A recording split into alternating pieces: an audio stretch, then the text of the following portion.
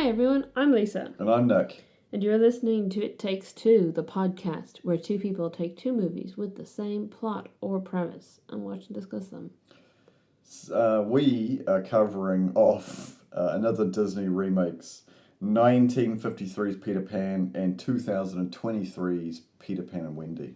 Yes, I do want to preface this episode by saying we try very hard to make child-friendly episodes every time we're covering children's movies, and we will do that with this episode. But if you're listening to this with a child, we are probably going to discuss some of the more problematic elements of the 1953 Peter Pan. It's not probably.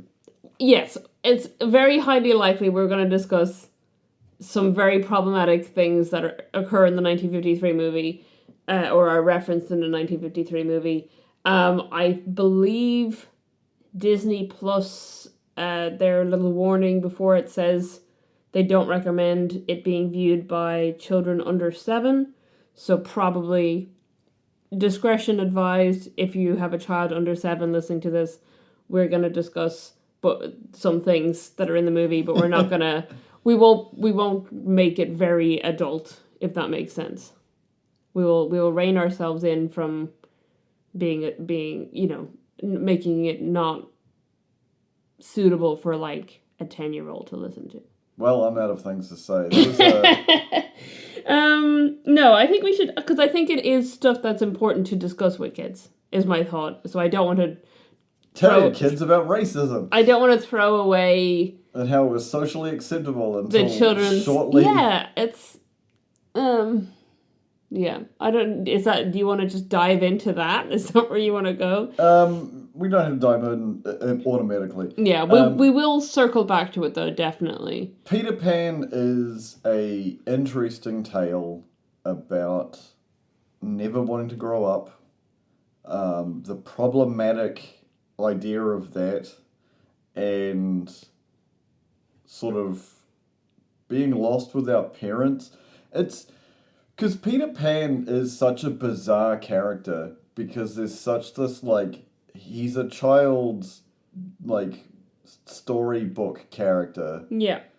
But when you, like, dive into it for the premise of, like, recording an episode of a podcast, Peter Pan as a character is extremely problematic. Oh, 100%. And, like... Peter Pan is kidnapping children. Yeah. Peter Pan straight up is kidnapping children. Yeah. Because here's the major... like, most people know the story of Peter Pan. Peter Pan is, like, the leader of the Lost Boys, who are a bunch of children on an island, and the island is terrorized by a group of pirates. Yeah. He has superhuman abilities because a fairy's in love with him, and he basically wants to steal a mother character for the Lost Boys because Tinkerbell kidnapped him when he was a child, and he doesn't have a mother. And it is all very weird because then also that's the reason that Captain Hook wants to steal Wendy to, like, be a mother to his crew. So I think... Because they're, like, a group of, like... It's interesting because Peter Pan rejects the concept of needing a mother. Yeah. But then he wants the stories to be... He wants the storytelling. He craves aspects of childhood that he never got to have. Because it's not really addressed in either of these adaptations how Peter got there. But in other adaptations, and I think it's in Hook. It's definitely in Hook. I think in the original story, I think the Lost Boys were all kids who fell out of their strollers. In Hook, he claims as a baby he chose to run away. Yeah. And moved his stroller away. But I think that's like a, you know, trying to rewrite, you know, that's an unreliable narrator situation where it's because he was a baby. Because he was abandoned as a baby, and then he was like, yeah, I wanted to do it. So it's not fully addressed in these movies. Obviously, the remake, the Peter Pan and Wendy remake, tries to delve a little bit more into Peter's backstory than the 1953 original. But even in that, it's not quite clear how he came to be in Neverland, why he came to be in Neverland. But there's more of a very weird relationship between Peter and Captain Hook. Yes. And that is all really screwed up. Yeah. I haven't seen the other, like, more Captain Hook orientated movie. That was another... Pan? Yeah. I think I have seen that, and I don't think it was any good. Time traveling, because they were singing, like, sea shanty versions of, like, modern songs. Right. I saw... Someone made me watch the sequence on YouTube once and was just like, this movie's cool. And I'm like, this doesn't make any sense canonically to the story, but okay. They wrote those songs. Yeah. In Victorian England. Yeah. What were you going to say? I don't know. I'm just thinking about... I'm rewatching 53. Yes. Because I hadn't seen it in a long time. And then watching the 2023 one, and I was like, oh wow, everybody's problem is Peter Pan existence. Yeah, 100%. I'll jump into the trivia immediately. Okay. Just because I don't have a lot of trivia, but one of my favorite things I learned about the 1953 film was, even though the film was successful, Walt Disney he didn't like it. He didn't like the finished product. Because he thought that the character of Peter Pan was too cold and unlikable. But experts of J.M. Barrie and his stories were like, no, that's what makes it a success, because Peter Pan was a heartless sociopath in the book. Yeah. Like, that's the whole kind of concept of Peter. And I thought they weren't going to do it in the remake because he starts off being really nice. Whereas in the original, he's not nice to Wendy and Michael and John at any point. No. Like, right at the beginning, he doesn't care about them. So Peter Pan is very much a one man for himself situation, and he's amassed this group of children that follow him, as their leader. But he actually doesn't care about any of their safety or well-being in any way. It's really relevant, and it sort of is very heavily portrayed in a lot of the movies. More than people recognize, because when you sit down and you start analyzing this, you're exactly right. He's just like, I want this, so I'm kidnapping children. Yeah. And then it's just like, cool, I've got an army of child soldiers that I'm going to face off against ruthless pirates. Yeah. And then there's like the thing about that is like, it's very interesting, because you have pirate characters with Captain Hook who has suffered some horrific trauma, and the only person he relies on is Smee, which leans really into the way that the actors portray the relationship in Hook, which is hilarious to me, because the director was like, no, stop that's not what we wanted. And it's very, very bizarre, because Peter Pan feels like he's playing the main character, and he's just like, cool, if these kids end up in a really bad situation and I rescue them, I look like the hero. And you're like, no, that's not like friendship or anything. That is just like self-grandizing main character energy. Yeah, but that's the point of the J.M. Barrie story, kind of. And it is portrayed well in both these movies, but it's one of those things where people will be like, oh yeah, Peter Pan is the hero. And it's like, no, hang on, stop and think about it for a second. Yeah. Because really what these movies are about these are children who are afraid of change, are afraid of growing up, so they go to this place where time stands still, where children don't grow up, where you get to be a child forever. But then they discover when they're there, and especially Wendy, because she's the one who is about to, in the original, she's about to move out of the nursery. In the remake, she's about to be sent off to boarding school. In both cases, it's very symbolic of her, not necessarily no longer being a child, because she's still a child, but growing up to the next stage of childhood. And he uses that fear to prey on them and kidnap them. Exactly, and it's very much that they go there, and she's right on that cusp where you can see how the Lost Boys and how John and Michael get kind of swept up in this, being like, yeah, we do want to stay like this, and then they never get the chance to actually grow and mature. And Wendy can see it, and she goes, oh, this actually isn't good. Yeah. Like, you need a mother. You need a family. You need adults in your life who are going to help you grow. And you need to accept that even though it's scary, you know, things do need to change. You can't just force yourself to be a child forever because it's not going to work. And what's happening on Neverland is not healthy for anyone. Yeah. There's a very Batman Joker-esque, but they're both playing both parts between him and Cook. Oh, Hook, sorry. Wow, that was my New Zealand slipping out there. Fun fact. No, I actually won't tell you that fun fact about Valentine's Day. Child-friendly episode. Yes, there is a very Joker Batman-esque relationship between the two of them where, like, Neverland is their playground and they're in this constant fight. Yeah. Where it doesn't matter who else is injured because the fight is the main point of it. Yeah. And it's unbelievably toxic. Yeah, it's clear Hook doesn't care about any of the pirates on his ship. No, and Peter Pan doesn't care about any of the Lost Boys. Yeah. And I guess his accept is probably Tinkerbell. Yeah. But even then, in the 1953 one, he's just like, oh, okay, I'm going to banish Tinkerbell then. Yeah. And then Hook gets to use that to you know, get Tinkerbell to lead them to where they're hiding. So even in the original, he doesn't even care about Tinkerbell. He cares about no one but himself. And it is because he's afraid, because he's insecure.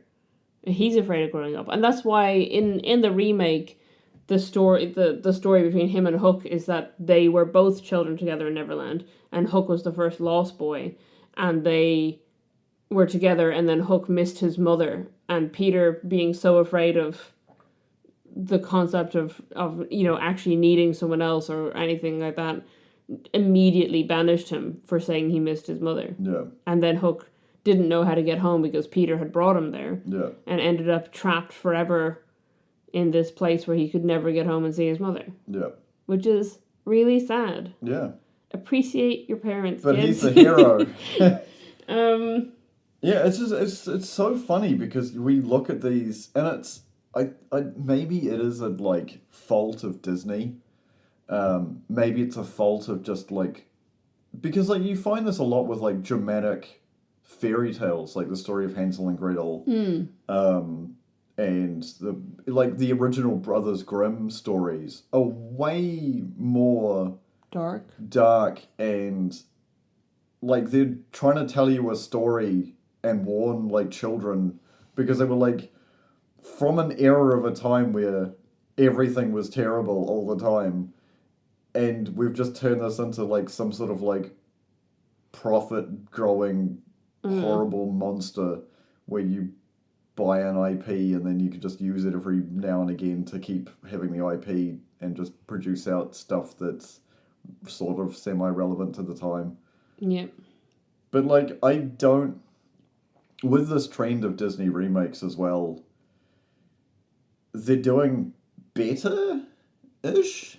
Yeah, I didn't mind Peter Pan and Wendy. Yeah, I'm not saying I don't think it's a great movie. Yeah, the movie, it's very much like they didn't need to do a live-action remake of Lion King. They did it because they were going to lose their IP. It's the same with all the other live-action things. Peter Pan, they didn't, because the IP is public domain. Yeah. So they could have, they didn't need to. They just wanted to do their remakes. And Peter Pan's an easy one to remake. Though I will say that, I don't remember if I put this in my trivia or not, Peter Pan and Wendy did not get a theatrical release. Is it a straight to streaming? It was straight to streaming, and the reason was that there have been other adaptations of Peter Pan, there were others recently, including that Hook based one, Pan. I think it's just called Pan, even though it's about Hook. Yeah. That were released theatrically and all flopped. So Disney were like, it's not worth the money putting it in theaters because people obviously don't want to see Peter Pan movies. So they just put it straight to streaming. Do we want to talk about the problematic stuff? Well, you kind of have to. Yeah. Because it is a product of its time, and I feel like just putting like by the way, this is racist as hell at the beginning of a movie doesn't really make it acceptable. Yeah, so they did less racism, I guess. That's my problem, is that, because when we were watching it, I was like, are they going to overcompensate for this? And they kind of did, and ended up making a different racial stereotype. Yeah. So, how do I explain this for kids listening? How do I do a racism for kids? In the original, in the 1953 animated Peter Pan movie, Neverland is based on these stories the kids have heard or made up over the years. They are from the British Empire. These are British children growing up in the era where the United Kingdom or the British Empire was colonizing other countries. And as they did that, they formed negative stereotypes. That's probably another thing that makes sense to children. They made up stories Caricatures. about... Caricature also is a big word. They made up mean stories about the people who lived in the places they went to because they were different and they didn't know about them and they were scared of them. And some of those stories make their way into Peter Pan because these children have been told the stories by their parents. And for example, they have an area called Cannibal Cove. A cannibal is a scary person who hurts and eats other people. Mummy, what's a cannibal? Yeah, and they make reference in the movie to that being the First Nations people of Australia. Yeah. Who are not doing that in real life. That's not what's happening. But that's what these children believe because they've been told these scary monster stories about people from other places. Yeah. And they also meet Native American people. And it's slightly better, I guess, because they're not saying that they're doing anything mean to anyone, but they use some words that are not in English, but they use some words that are actually used in a really mean way for people, and they try to use them in this movie like it's normal to say them when they're not really nice things to say. Is that a fair... That's one way of putting it. For the adults listening, they call them slurs. They call Wendy a slur, they call Tiger Lily a slur, they call pretty much all of the women, all of the native women slurs, which is really uncomfortable to listen to. They use slurs that I hadn't even heard of before, and then looked it up and went, oh, that's... I should have known that that's what they were saying. Before we started recording, I actually wanted... I couldn't find an actual list of like how many slurs were used in this movie. All right, it's a lot. I was going to. They call Wendy by one. Yeah. Yeah. So, and they kind of make the Native American people seem kind of stupid as well, and like they're always caricatures of yeah. And in the remake, they don't have Cannibal Cove. They don't have the first persons of Australia, First Nations Australia, but they do still keep in the Native American characters, including Tiger Lily. Yeah. And I felt like they kind of went in a stereotype in a different direction because they made her like a warrior princess who can do no wrong. Yeah. And also, so when she speaks to Wendy and John and Michael first, I think it's just Wendy she's speaking to first. When she speaks to Wendy first, she speaks to her in her native tongue. I don't know. I didn't look up which Native American language she's speaking. I think the actress, I believe, is actually a Native Canadian actress, Indigenous Canadian actress. So it might be a tribe from Canada, whose language they're speaking. But then she switches to English briefly. But then for the rest of the movie, she speaks in her native tongue, even though she does speak English and knows that they don't understand her language. She never attempts to translate to them. And it's like, I understand not wanting to, like, trying to lean in the opposite direction of colonialism and not making the native characters speak the language of the colonizers.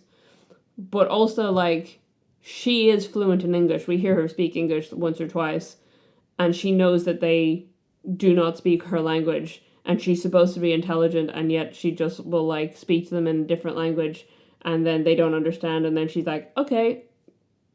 And and I'm like, like, I love that you included a Native American language in this and tried to make her more like actual people from those tribes. But, like, there's no helpful communication happening here. And also, sometimes it's not even subtitled. And even when it is subtitled, like, small children are not going to be able to read those subtitles. Yeah. So it's making it difficult for the characters on screen to interact, and also making it difficult for children to even understand what's happening in the movie. Yeah. Wasn't correctly done. Definitely, I appreciate what they were trying to do, but I feel like they didn't do it well enough. On that note, Hook and Hook are pretty similar. Smee and Smee are pretty similar. Pan... I don't know. I didn't like the live-action Smee at all. He was just kind of... Yeah. The problem is the best performance has ever been for those two characters is... In Hook. Dustin Hoffman and Bob Hoskins. Incredible. Because it is perfect. And you watch, like, the animated stuff, and it is very similar to their relationship there. Yeah. I do want to say, as much as I didn't dislike Jude Law's portrayal of Hook, but I feel like we were robbed. 100%. Because... 100%. You do know what I'm going to say? Yeah, because in every stage play version in every version, in the 2003 version, in the 1953 version... The father plays Captain Hook. Yeah, because the whole point is these kids have gone to this world and they see their dad as scary, so they reimagine him as the villain in the story. Yeah. So Captain Hook, in the 1953 animated version, Captain Hook and Mr. Darling are played by the same actor. In the 2003 version with Jeremy Sumpter as Peter Pan, Jason Isaacs plays the dad and Captain Hook. Yeah. Does a fantastic job. Yeah. We're not talking about that movie. In almost every version of Peter Pan, in stage versions in particular, Captain Hook and Mr. Darling are a dual role played by the same actor. Yeah. And in this movie, I got very excited for a second because Alan Tudyk plays Mr. Darling, and I was like, we are getting an Alan Tudyk Captain Hook, and I'm so excited for it, and it was Jude Law. Yeah. And I don't understand why they cast Alan Tudyk in the role of Mr. Darling and did not let him be Captain Hook, because he would have been so incredible as Captain Hook. It's not like he hasn't played Disney villains before. He's King Candy. He's also played pirates before. Yeah. He's played Steve the Pirate. Wash in Firefly is kind of a pirate. Yeah. King Candy in Wreck-It Ralph is the character. Skip ahead 30 seconds if you don't want to hear a spoiler for Wreck-It Ralph. King Candy starts off as, like, you think he's the good guy, and then he becomes the villain, so he can do the dual role. Yeah. Put him as Mr. Darling, put him as Captain Hook.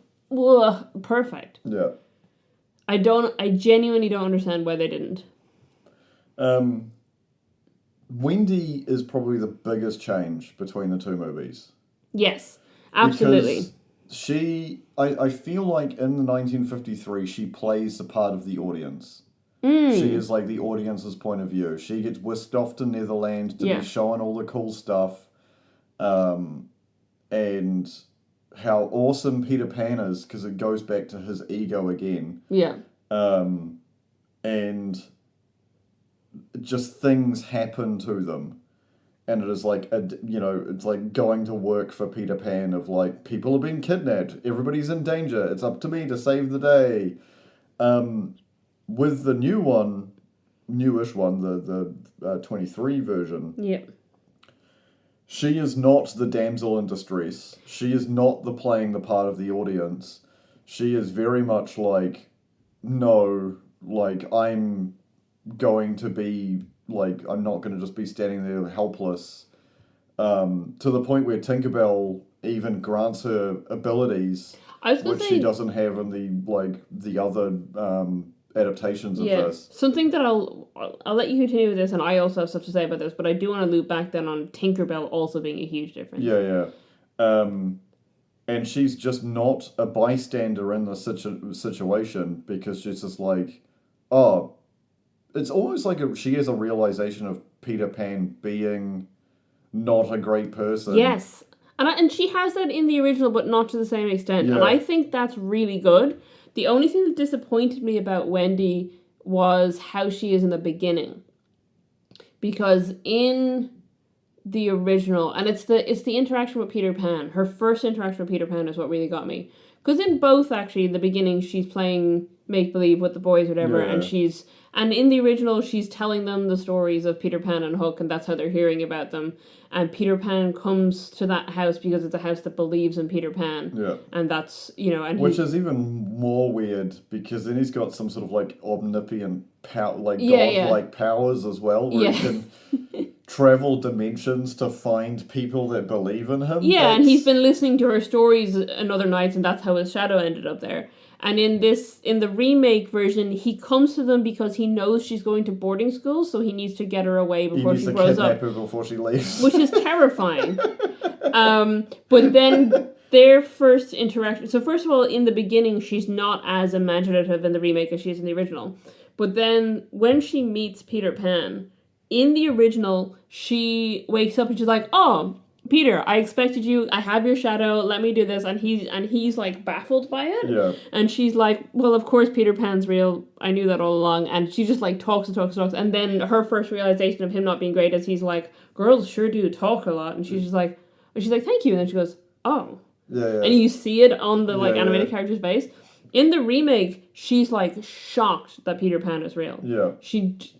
There's no way she could have imagined that. I guess that's more realistic for a live action film. But I really liked that Wendy was so confident he was real. She's like, yeah, of course Peter Pan's real. And Captain Hook, yeah, no problem, bring me there. Yeah. And let me go see the stuff that I already knew existed. I believed in it. And then the remake, she's completely thrown off by the fact that Peter Pan actually shows up. And then he's like, I'm here to take you away from here before you have to go to boarding school, and it's ridiculous. But I do like that in the remake because in both versions she does come to the realization that actually Peter doesn't really look after Lost Boys or care about them. Peter doesn't really care about Tinkerbell. Peter doesn't really care about her and protecting her, and puts her in this dangerous situation. And her brothers, who she wants to protect. And in the original, I think she just kind of wants to go home. And she's like, we should really get back. Yeah. But in the remake, she's, as you said, she just goes, okay, Peter's not a good person. Yeah. Someone needs to step up here. Yeah. I'm going to sort things out. And she really actually helps the Lost Boys to the point that she does bring them home. Yeah. And I think that's what happens in the book, because that's also kind of what happens in Hook. Or not all of them, but she brings some of the Lost Boys home and then ends up founding an orphanage. Yeah, because the Hook is screwy, because you have realization of how Peter ended up growing up was his Wendy is the grandmother. Yeah.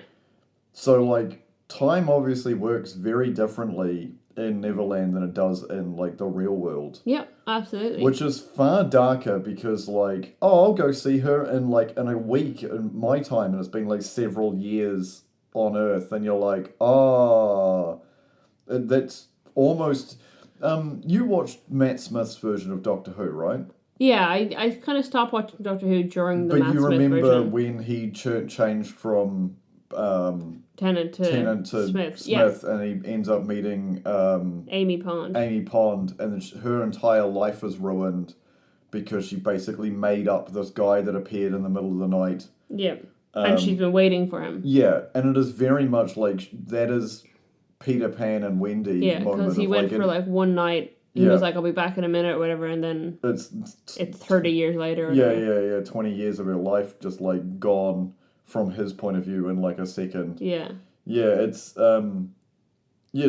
Obviously, the casting was really good for the 23 because you get Mila Jovovich's child, who can play like a heroine hero. She was really good. Yeah. Yeah, because we said that at the beginning. We were like, okay, let's see if she's just nepo baby or if she can actually do it. Because she's only had 2 roles before, and both of them were playing young versions of the lead character. Yeah, so in one of them, she plays who her mother plays the main character, which she plays the Red Queen in Resident Evil, who's like an AI that's in charge of like the base that irrelevant. No one listening to this has seen Resident Evil. Or if you have, comment below. And what was the other role? Something else. She played young Natasha Romanoff in Black Widow. Yeah. So she plays the young Black Widow in Black Widow.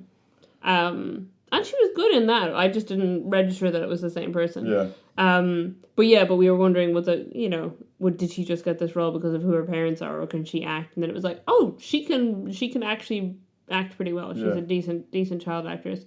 So that's good to see. The kid who played Peter Pan was decent as well, but very not well.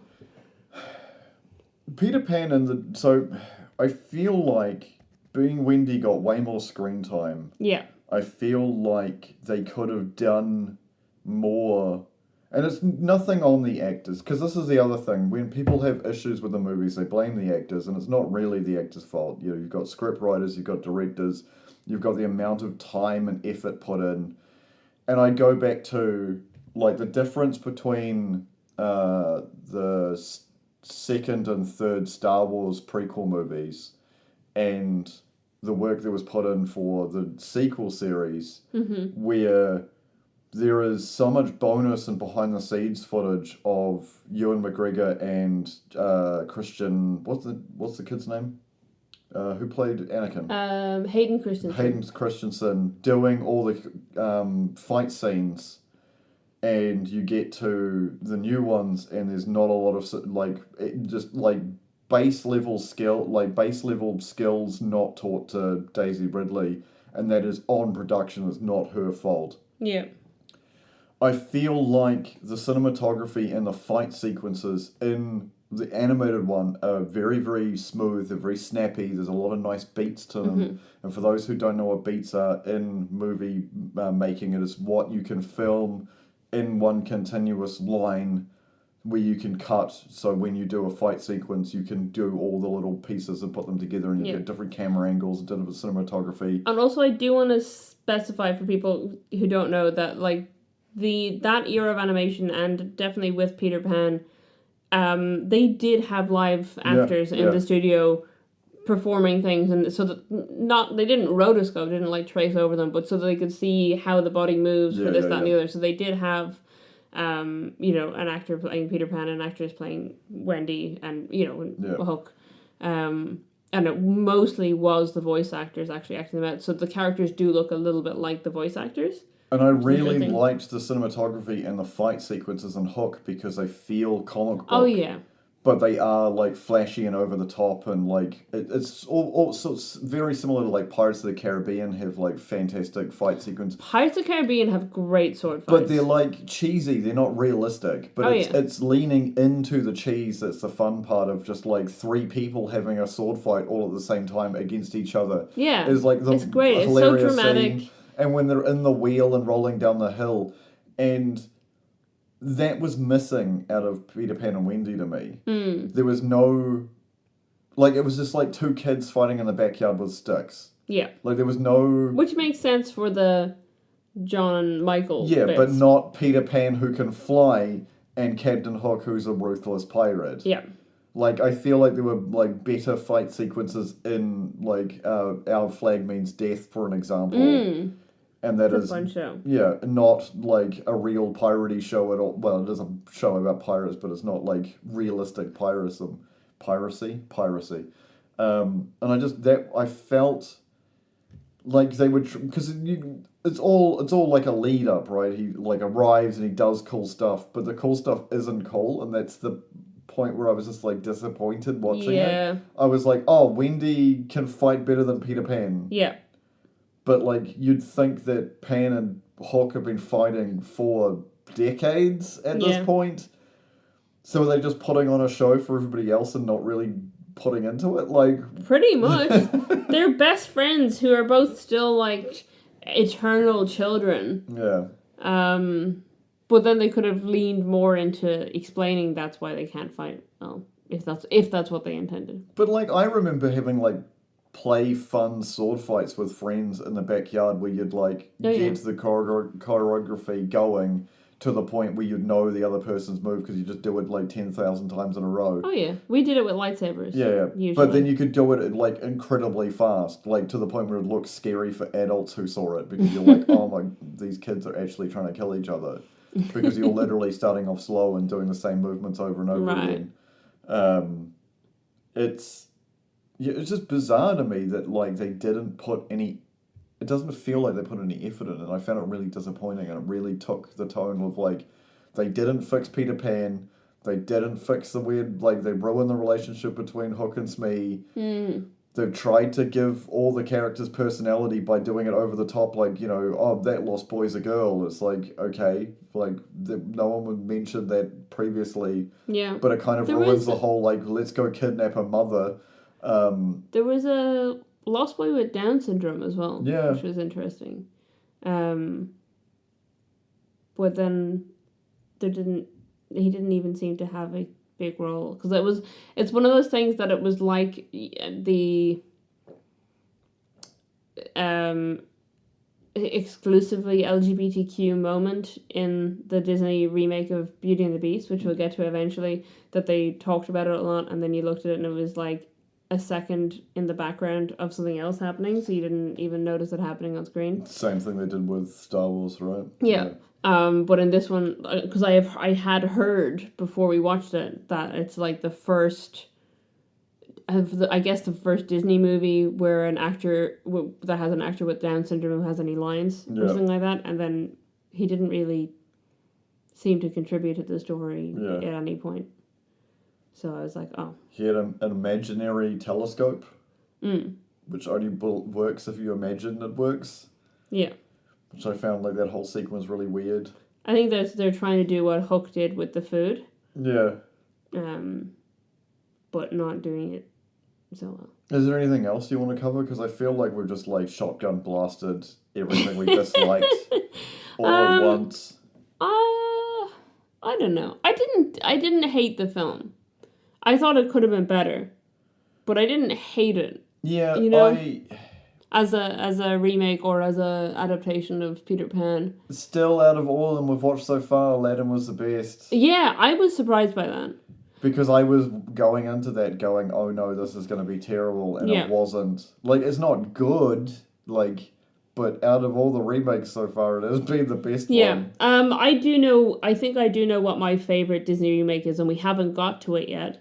Because we've been going from the worst, the largest difference between the original and the remake, and narrowing them down, so it'll...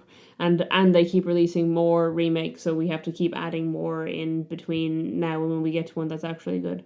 Because there's like Lilo and Stitch, there's the... Our next one, spoiler alert for next week, we're doing Alice in Wonderland. Which Alice in Wonderland is the remake? It's the Tim Burton. Is it actually a licensed remake? Interesting. Yeah. That's the Disney remake. What's the Beauty and the Beast licensed Disney one? Which one is it? One with Emma Watson. Oh, okay, it is the one with Emma Watson. What was the other one? What other one? Wasn't there another one? There's so many adaptations of Beauty and the Beast. But wasn't there like a modern-y live-action-y one? Or am I making that up? No, I think the most modern live-action version I know is the Emma Watson one, which was 10 years old now. It's crazy. And then, there's a few more to do. The Beauty and the Beast one, I think, I didn't like it a lot, but it is one of the higher-rated Disney live-action remakes. I haven't seen it. We do still need to do the Lilo and Stitch one, which I'm dreading, but apparently is higher rated than these ones. What? Just like you're dreading it. Oh, yeah. And the one that I think is actually good is Cinderella, which I think from memory, now I haven't watched either film in a long time, but from memory, the remake is better than the original. So that one is probably going to end up being the last one we do. What was that? Hang on, I just had like a memory of a previous... Did we watch... Was it for the podcast or was it for the movie crew thing with the weird Cinderella movie with the singing? Am I misremembering that? Weird Cinderella movie with the singing. Wasn't it like we got a weird... Like we watched a really weird musical version? No, it was Beauty and the Beast. We watched an old French version of Beauty and the Beast. Yeah, that's what it was. Okay, that way predates any Disney adaptation of Beauty and the Beast. Yeah. That was like 1940s, wasn't it? Was that a French movie? That was bizarre. Yeah. Because just bizarre. It's an old story, so there's been a lot of adaptations of it. And it is a French story, so it makes sense that we watched a French version of it. Very classic. Just like, who's in charge here? The guy that we've never seen in that castle up there. Yeah. He kidnapped a girl. Let's burn the castle down. The girl has Stockholm Syndrome. But that's not this story. This story's been Peter Pan. About a guy trying to cause Stockholm Syndrome. Yeah, it really is. And it is, because the thing is that, and I think, I don't know if it's in the book or if it's in a different adaptation that I'm aware of, that Peter Pan has like short-term memory issues. I think it's in the book, and so it's like when Tinkerbell is gone for a while, that's and what then you want to talk about, Tinkerbell. Oh yeah, Tinkerbell. I just thought they really got rid of her entire personality. In which one? In the remake, because Tinkerbell was, she's, as you mentioned, in the original, kind of in love with Peter Pan. It's not kind of. Yeah, and she's very protective of him, and then also gets very jealous when he's interacting with Wendy, because she sees him interacting with a girl, which he doesn't normally do. And then he wants to hear her stories and stuff, and Tinkerbell's not having any of it. So Tinkerbell's a very short temper, very short fuse, and helps. She tries to get Wendy killed essentially initially, because that's how they do things in Neverland. It's all fighting. It's all like fighting to the death situation, and then Peter banishes her, and Wendy's like, no, you didn't have to do that. Like, but and then Hook gets to use her jealousy to get her to bring him to Pan so he can harm Pan. In the remake, she's just really nice. She's just really nice and polite and just helps everyone and likes everyone. And Peter doesn't understand her, but pretends he does so that he can just like say, oh yeah, Tink said this. Then Wendy's like, I don't think she did, and I don't think Peter's even ever trying to listen to or understand her. And then Tinkerbell, continues to just like mouth things at her, and then eventually it turns out Tinkerbell can talk, but it's really quiet, so like if she just goes up to your ear, you can hear her. Yeah. And she could have been doing that the whole time. Yeah. But she's just like, thanks for listening to me. And it's like, okay, and she helps Wendy a lot, even though the original she hates Wendy. Yeah, I just feel like I get it trying to make her nicer and not making her, violent, because she's a bit violent.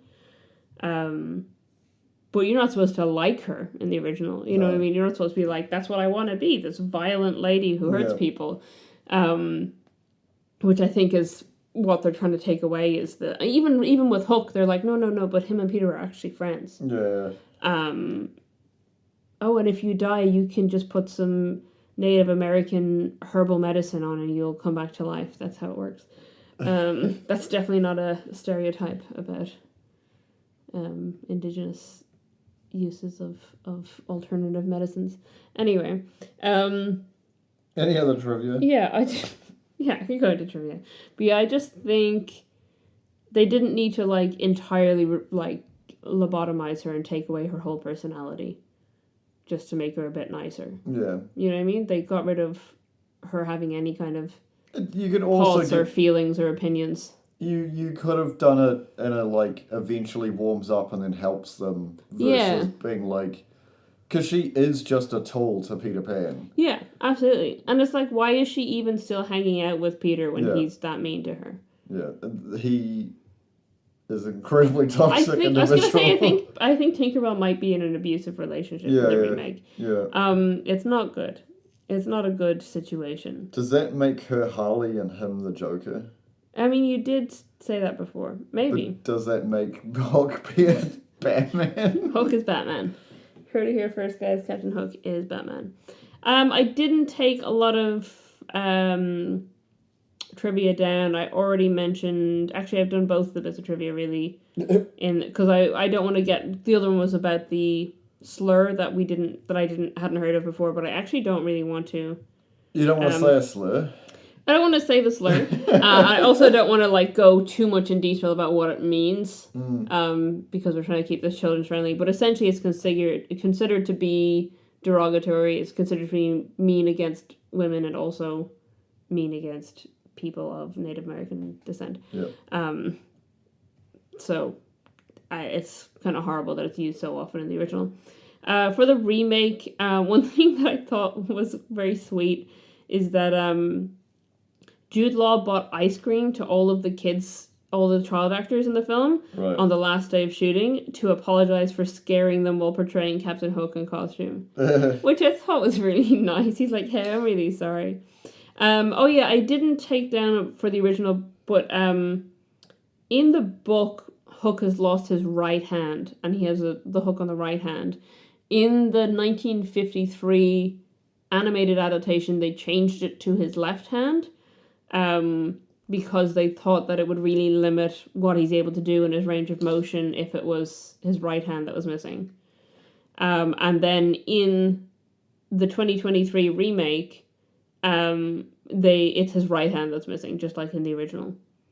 Or just like in the original play and book, as opposed to in the animated film and in Hook and in other adaptations where they swap it out for his left hand.